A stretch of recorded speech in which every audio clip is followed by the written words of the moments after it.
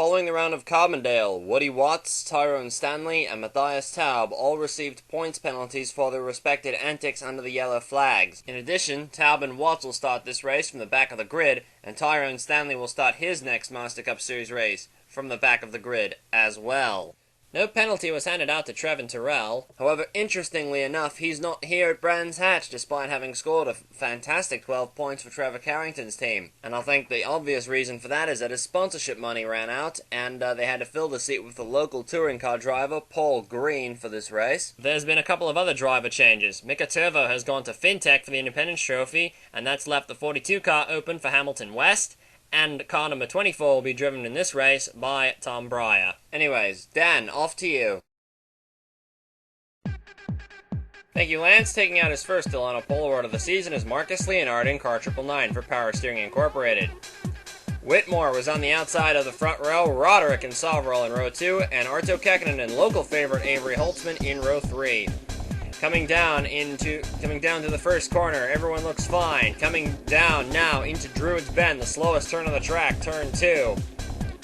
And it looks like Whitmore's going to stay behind Leonard. That's a very opportunistic move from Roderick if he can make it stick. He's not going to clear Leonard around the outside coming down through Cooper Street. Whoa, Arto Kekkonen almost loses the back end. But as they come through Pilgrim's Deep right here, coming off turn 4, this is Pilgrim's Deep. If Roderick can hold that line and Leonard try to pinch him out onto the grass, Roderick will have the advantage coming into turn 5, and he'll be able to take the lead. So a very opportunistic move by Roderick, and Roderick takes over P1 coming out of turn 5. And Mike Whitmore sees an opportunity, and he goes for it, and Leonard goes back to 3rd.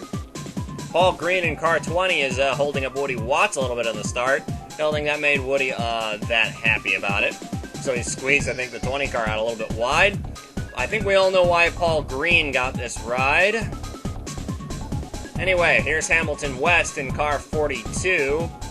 Hamilton West is replacing Mika Turvo in the Tutino car for this race. Turvo has actually gone to drive the FinTech car, so he won't be back in this 42 car anytime soon. 41-year-old ex-GRL driver Tom Breyer is driving the number 24 Katsev because their regular driver Mikhail Polyakov is out sick. At least that's what the team said. Polyakov is actually here at the track, and not sure he looked all that well. Anyway, lap 2, Chris Johans in 19th place gets hooked by Dale Roswell in the 17 car, sending him into the inside guardrail. That's someone who should know a little bit better. However, Roswell, whenever he's been really fast in recent years, he's always lost that patience element that he used to have. Not saying Roswell's lost any bit of his skill there, but looks like he's lost a little bit of his discretion. You see, Roswell gets a great exit off that corner, but I think he just forgets that the 64 car's there and just runs straight in the back of him. Hooks the 64, turns him into the inside wall, and that's the end of that. Chris Johans continues on, however, he has so much damage, you almost wonder what's the point. Roderick is in the lead with Whitmore in 2nd, Leonard still holding 3rd. Looking a bit further back, the 2 Gesslers are 8th and 9th. Holtzman's really fallen back on the start. Sykesy is up to 11th. The 2 Volpes of Rainsford and Duff have climbed up to the field. They both qualify, had very poor qualifying efforts by their standards, and Jacques Bouvier is also having a strong opening stint to the race. Here's Michael Sykes in car 45. This is pretty close to the 1 year... Whoa, Alexis Rainsford almost eats the tires. This is close to the 1-year anniversary of his TM Master Cup Series debut, which he made here at this track last year. And he won the Independence Trophy, started that Independence Trophy run here at this track, and was nothing short of a revelation when he made his debut sort of out of nowhere and shocked the establishment. He has more experience on this track than any other driver in the field, and he's clearly making use of it. Here's Taylor Silverman in the 2nd of the 2 Works Fortner cars. Silverman's not having the best of runs, but this is his TM Master Cup Series debut, so we'll cut him some slack for that. It's not the easiest track to make your debut on in the first place. And considering that, he's doing a respectable job. Not doing the same job I think Matt Taylor would have done, but then again, there's a huge experience disparity between the two. Allie Riggs in car 19 is making her first start of her Independence Trophy campaign. And Allie Riggs choosing this track, well, it seems quite natural. I think Allie Riggs' best Master Cup finish came here. Either way, this track has always seemed to go well for Riggs, and it's just one of those tracks that just suits the way she drives, I believe. Which, Kind of hard to imagine that. Here's Mika Turbo in that 12 car. You see Chris Johans leaving the pits in car 64. But this is Mika Turbo. He's having a fantastic opening start to the race. Dropped back a little bit, but he's on his way forward. Avery Holtzman in the 95 car had a terrible start, dropped all the way back to 8th and as low as 9th at one point after his teammate passed him, and then Holtzman passed him back. He's making a move on Kurt Pliskin, but there's a lot of people in the crowd cheering up for Holtzman because he's raced here in the Master Cup Series and in German supercars. Mike Whitmore in car number 36 is just holding station behind Leonard Roderick in car number 4. Whitmore might be waiting on pit stops in order to get in front of Roderick. He's had a great deal of confidence in his pit crew, and he's thanked them constantly in the press for his efforts this season. Interestingly enough, it was using pit strategy that Mike Whitmore won his only TM Master Cup Series race back here at this racetrack in 2008. Also interestingly enough, he has been completely massacring Tony Durbin in the intra-team battle at Team SAR USA, which nobody expected coming into the season. Speaking of Tony Durbin, he's currently running in 25th place after 4 laps. He started all the way back in 27th, and he charged up to 22nd after the first lap, but this has really been a bad performance from Tony Durbin all throughout the season. He only has 1 point in the championship, and we've already gone past 3 tracks that we thought he would excel on, and that he has historically excelled on. So what is going on around here at the 33 team, we're not sure, especially since they haven't really changed too many of the personnel at this team since last year, at least none of the critical ones. Matthias Taub has gone up from 32nd from 41st on the grid. That is the biggest mover so far in this race. However, that's not really a surprise. Adrian Devereaux and Arto Kekkonen having an interesting little battle. We know those two don't get along. Luciano Salvarol in car number 3 is having a very strong run in the early stages of the race. I believe Luciano, the battle between Salvarol and Woody Watts is leaning in his favor at this moment. Well, it clearly is, but I'm talking about in general. Alexis Rainsford is currently running in 13th, right behind Michael Sykes in car number 45. Bouvier has gone around Sykesy. And, oh no, where is Bouvier? There he is. Now it looks like Bouvier's dropped back a little bit. Leonard Roderick, at the end of lap 10, holds onto the lead. Mike Whitmore is in 2nd. Marcus Leonard still in 3rd. No real changes in the top 10 or so. But then you got Alexis Rainsford, who's finally gotten around Michael Sykes with one of those banzai moves. Duff is up to 13th. Bouvier must have been off the track, because I don't know why he's only down in 14th. Turvo has made a good run up to 15th. Tom Delgado sits 20th. That's the lowest. This is the worst run Tom Delgado has had, and he's still in the points. I'd like to point out that Tom Braya, the 41-year-old, who's really not been in this kind of a car for a couple years, is ahead of Yulian Asova, running 36th and 37th. The Katzov's having a terrible day, but not something I didn't expect. Carlos Donzello in car number 43. This could be his last race with Tutino. There's been some rumblings in the press that Donzello is very demoralized and that the team doesn't really want to keep him around anymore. Lewis Kingston in car number 44 is having one of the stronger runs of the year. He didn't last very long in this race last year. After having a great deal of pace in practice, it looks like he's finally getting around to remedying that. Luciano Salvarol pits 1 lap early, so the Bolden may not be the most fuel-efficient engine. Then it looks like Roderick and everyone else hits the pit lane. Salvarol was the only driver to pit on that. Salvarol pitted all by himself. I'm not sure how that strategy will work out for car number 3. See some cars staying out. Adrian Devereaux and Mike Whitmore most notably. We're on board with the Frenchman right now as he and Whitmore both hit the pit lane. Of course, we're gonna keep track of how the pit strategy goes, especially with cars 36 and 26, because of when they're pitting in relationship to the rest of the field. Arto Kekkonen in car 14, coming out of the pits. It's out of the pit lane, out of the pit cycle. He's just trying to get around Alan Hodges in the 13 car. Hodges just exited the pit lane, so he's on cold tires. And oh, they hook each other! And Arto and Hodges are into the tires, and Arto Kekkonen is done! Oh, Alan Hodges just hooked the 14 and sent him into the tire wall. Now, Arto makes I thought that was a clean move on the inside, but Alan Hodges, Arto tried to push him out into the grass. I don't think Hodges appreciated that too much. When you're in front of your home crowd, I think you would try to avoid something like that. And you can see so many cars scattering onto the grass. Now, it rained on Friday, And it doesn't look like the grass, a little bit on Saturday too, so it looks like the grass might still be a little wet because you see some people going way wide afterwards. Here's Alexis Rainsford cutting onto the inside, being a bit reckless there. And you see, well, there's Scott Stoidler and Avery Holtzman doing a little bit of rallycross, and Alexis Rainsford picks up some free positions. Thank you very much. On board Allie Riggs, here's pretty much a view of what most everyone else did. Way wide in the grass. There is no traction on wet grass, ladies and gentlemen. There's a little bump there, and that can't have done some people's suspensions a whole lot of good. Needless to say, that was an interesting ride. Mika Turvo stayed out one extra lap, and he led a lap. The only other car in that same strategy, Tom Delgado in the 837. Despite that poor qualifying run and poor opening stint, Star Team Yamamoto does not seem to be terribly worried. I would keep a big eye on them. Oh, 17 car is blown up. That's just ending what's been a miserable day for Dale Roswell. It's just gotten worse. He pulls the car off the track in the next couple of corners, and Roswell's race is done. Anyway, back up to Mike Whitmore and Avery Holtzman, Adrian Devereaux. They are first and second right now. Mika Turvo's strategy has worked wonders. He's in third place.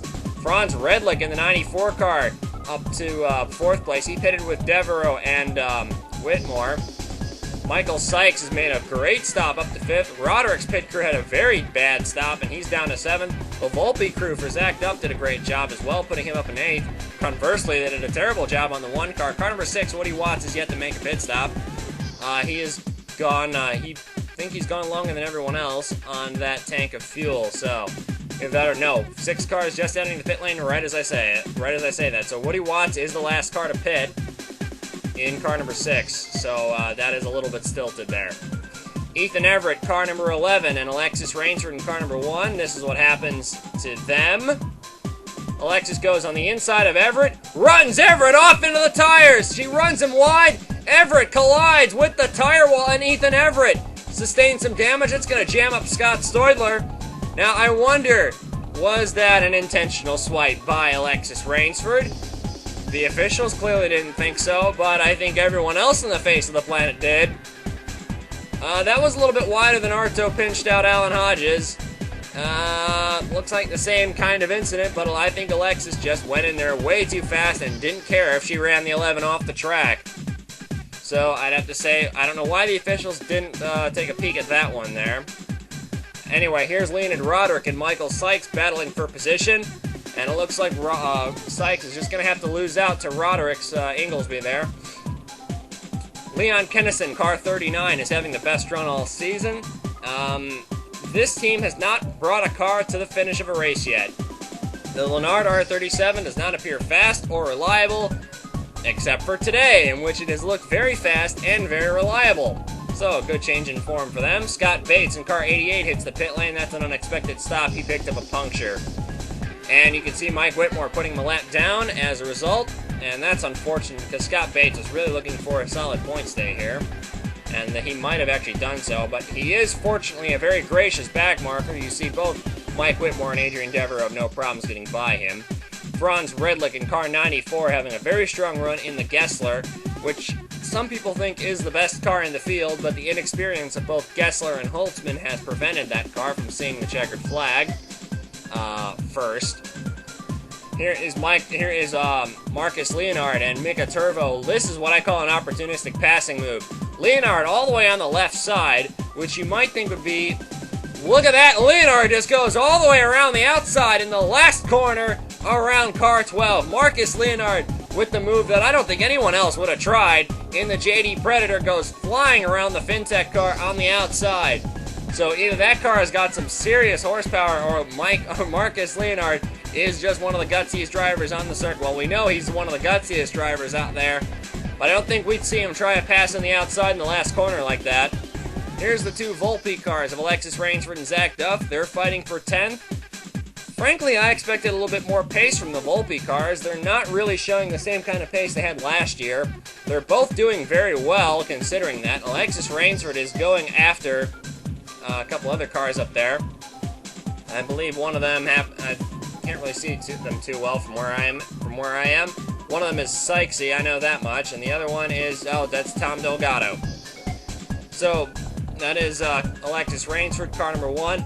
Gonna make a move on the inside, looks like. No, she's putting the pressure on Michael Sykes. So you see Sykes, who went it wide. Alexis Rainsford hits the pit lane for round 2 of pit stops. She doesn't bother getting jammed up behind slower cars and just hits the pit lane along with Roderick and Kurt Pliskin. We have to keep an eye on how these 3 come out of the pit lane. Shane Lake in car 0. This is, it was the first car, one of the first cars to hit the pit lane. And he makes some contact with 20 of Paul Green and goes into the tires. I don't think Paul Green's been too clean out there today. I think he's been off the road once or twice. And here's Mike Whitmore leading into the pit lane. Adrian Devereaux in car 26 is getting jammed up behind Shane Lake. And whoa, that's not going to make Adrian Devereaux all that happy. And look at how much time that has cost Adrian Devereaux to Mike Whitmore in the 36 car. Devereaux cannot be pleased with this at all. Whitmore hits the pit lane, but Devereaux shakes his fist at Shane Lake and makes a last-second call to stay out an extra lap on that tank of fuel. A very risky move because if it doesn't work, Devereaux's stalled out on the racetrack and his race is effectively over. He's willing to take that risk, though, and go for a really fast lap. He is not trying to save fuel in that lap, clearly, and he is scything through the cars that have just pitted and the back markers, the cars that are going a lap down. That's Tony Durbin in front of him. Devereaux on light fuel. These cars are on cold tires and on heavy fuel tanks. Devereaux is just cutting through them like the proverbial hot knife through butter, pretty much like they're not even there, or in a bad racing movie. Take your pick. Going around the inside of Scott Stoidler in car 23, Devereaux finally hits the pit lane.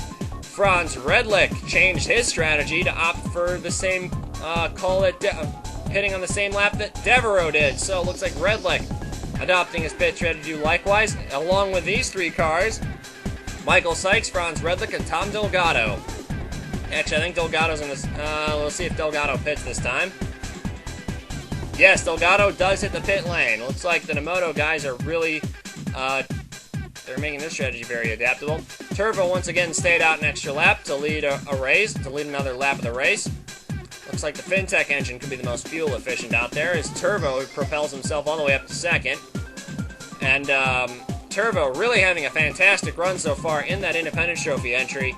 Michael Sykes, we believe, had one of the slower pits. Whoa! Adrian Devereaux and Scott Bates almost got together. It looks like Sykes, didn't have the best pit stop. I think he was expecting to leapfrog the 94 car in the pits. Tom Delgado and Jack Bouvier got in front of Marcus Leonard, though. Hamilton West in car 42 and Chris Johans in car 64. Coming down into Druids Bend, they're going to make a little bit of contact. And they're both going to take each other out of the race and out of everyone else's misery because, quite frankly, they've been probably the most annoying back markers on the racetrack. Mike Whitmore and Mika Turvo in Druids Bend. Whitmore makes the move. It's been everyone's favorite passing spot, and especially to run the other guy out in the grass. Mika puts Mika Turvo in his mirrors. Leonid Roderick, car 4. Not exactly been the best pit work on this car today. However, Roderick's not really saying much on the radio, and he's just pressing on with the job at hand. Good attitude to have, even if the Inglesby Flashback M-Type isn't the fastest car on track right now. Alexis Rainsford in car number 1 is in 11th place. Is going to take 10th from Tom Delgado with this move right here. The only reason she's back here in 10th place is because she had a very slow pit stop, and I can't imagine that's going to make Alexis Rainsford want to write her pit crew any thank you cards. Looks like she's going to have to claw her way through the field the hard way.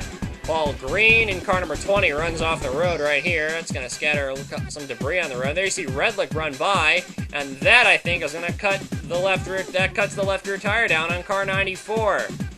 A little contact with the 20 car. Scott Stoidler in car 23 blows up. That's the end of his day. Big fire right there under the hood of that car. At least when he gets to the pit lane, it'll be a big fire. Don't think he's completely aware that it's a fire right now. That's the end of Stoidler's race. Here are the 2 drivers that all of the British fans, or at least most of them, are cheering for. Avery Holtzman in the 95, going around Michael Sykes in the 45. We're going to ride on board with Michael Sykes. It's the same move that Marcus Leonard pulled on Mika Turvo earlier in the race. And these two cars pitted on different laps, so I'm not sure if this is down to pit strategy and tire temperatures rather than anything else. There is Paul Green, who's got some damage in front of Michael Sykes. He's just playing it easy around him. But if he looked in his rearview mirror, I don't think he would have expected to see this coming. Alexis Rainsford making a flying pass coming into turn 4. And judging by how much speed she was carrying through that corner, if Paul Green hadn't moved out of the way, I'm pretty sure Alexis would have just driven straight through him. She's been known to do that before. Zach Duff in car number 2 is easily having the better run of the two Volpe team cars. And not only that, but I'd say he has a lot more pace than Rainsford in this race, and not just better pit work. Lap 32, Adrian Devereaux in the lead of the race. Mike Whitmore currently running in second. No surprise there, but these two guys are putting on a very impressive battle for the fans. Zach Duff, car 2, leads the pit cycle this time. He pitted the same lap Roderick did. There is Carlos Anzello, he's off the lead lap. Kirk Pliskin, Marcus Leonard. Now here's as Whitmore and Adrian Devereaux are now navigating through traffic that is either just pitted or going a lap down. Roderick just made a pit stop, so that's why he's where he is. When these two cars pit, Roderick will unlap himself quite easily. That's Yumino Tenchi in the 831 car, was just in the pit lane. Roderick's pit crew again not doing him a whole lot of too many favors, but looks like Roderick's just soldiering on with that and living with it. Devereaux getting jammed up by some of the lap cars. That can't make him too happy. And look how close Mike Whitmore is getting to Devereaux. Devereaux throws a block on Whitmore, and Devereaux has been known to make some very aggressive blocking moves before. There's Devereaux's team owner, Alan Hodges, and the former Hodges Walter Racing driver, their fourth car, Gasper D'Souza. They both give him a lot of slack, but look at this. Oh, the rolling blockade for Mike Whitmore. That's not going to make Whitmore all that happy.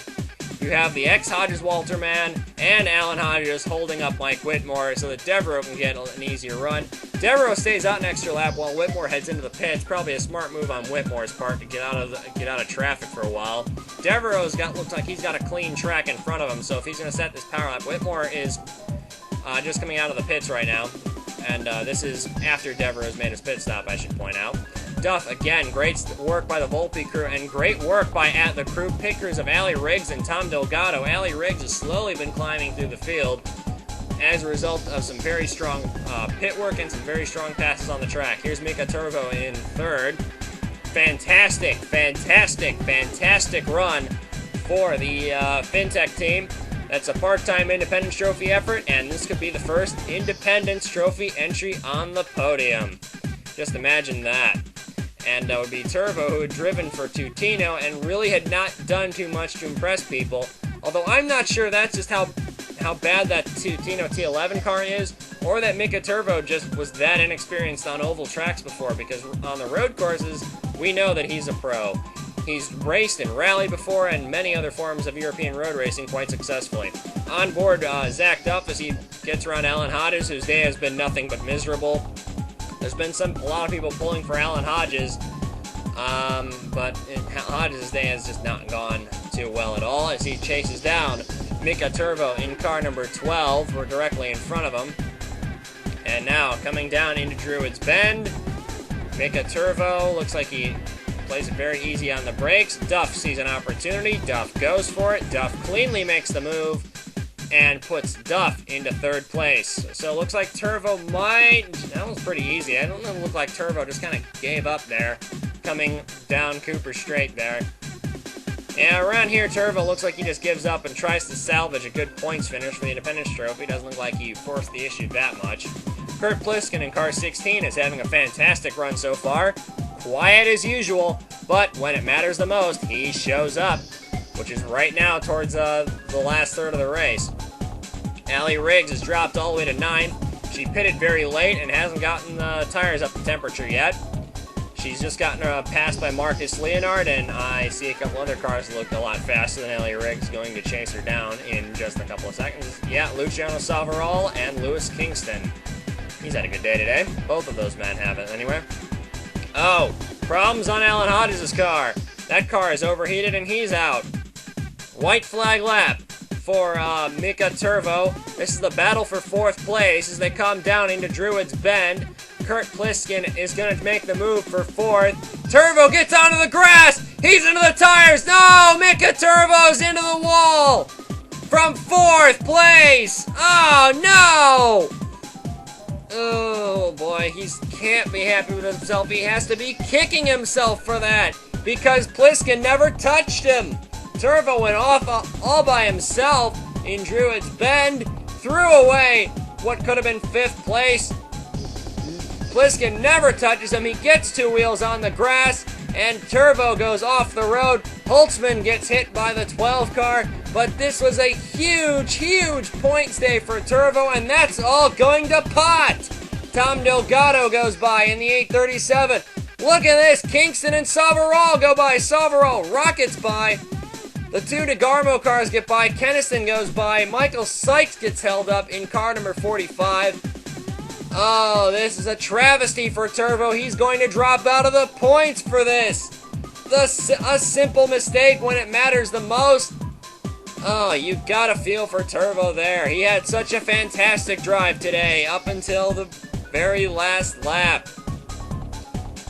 However, back at the front of the field, it's going to be no one is going to be able to touch Adrien Devereaux, and the Frenchman goes on to take his 3rd Kia Master Cup Series win, pulling away from Mike Whitmore in those last 5 laps.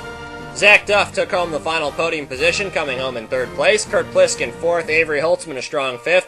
Alexis Rainsford in car number 1 comes home in 6th place. In her post-race interview, however, Alexis Rainsford stated that she believed 3rd place was on the offering. However, the interesting part of that was her nonchalant attitude towards it.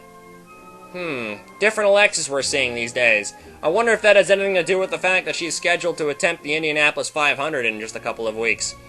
Marcus Leonard comes home in 7th place, Tom Delgado in 8th. Fantastic recovery drive from the Nemoto team after a terrible qualifying effort. Delgado and Takumi Katashima could both end the race with a big smile on their face, especially when the prediction was that they were going to have a terrible run here.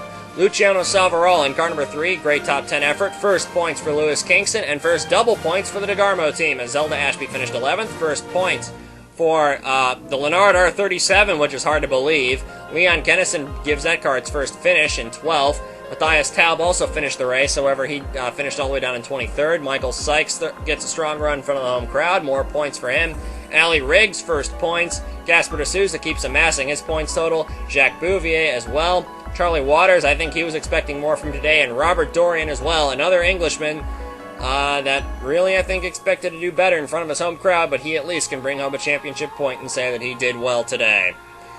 And here are the championship points as they leave the round of Great Britain. No surprise here, Tom Delgado is still on top of the points charts. I think that he is a legitimate championship contender at this point. You really can't rule him out. Kurt Pliskin in 2nd. I think that's another team you really cannot count out as Power Steering Incorporated and that 16 car. Devereaux in 3rd, Alexis Rainsford in 4th, but if she's missing a couple of races due to running some Champ Car races, meaning Indy, which means she could be out, which means we know she won't be running around at Germany, but she could be out of the next race as well. We're not too sure about that. Yamino Tenchi sits 5th in the championship. Whitmore is becoming a contender as well as Holtzman. Chris Johans in car 64 needs to turn his season around before it goes south. A little further back, Scott Bates is still amassing his points haul. Luciano Savaral creeps into the top 20. And let's have a look at the Independence Trophy standings leaving Britain. Of course, Tyrone Stanley's penalty means that his points total gets knocked down to size just a little bit.